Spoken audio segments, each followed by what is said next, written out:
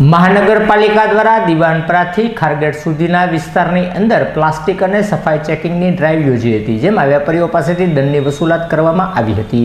મહાનગરપાલિકા દ્વારા દીવાનપરાથી ખારગેટ વિસ્તારમાં પ્લાસ્ટિક અને સફાઈ ચેકિંગ અંગેની ડ્રાઈવનું આયોજન કરવામાં આવ્યું હતું। આ ડ્રાઈવ અંતર્ગત મોટાભાગના વેપારીઓને દંડ ભોગવવાનો પડ્યો હતો, ત્યારે વેપારીઓ દ્વારા પ્લાસ્ટિકની મોટી ફેક્ટરી પાસે કેમ દંડ વસૂલવામાં નથી આવતો તેવો વેપારીઓએ સૂર છેડ્યો હતો।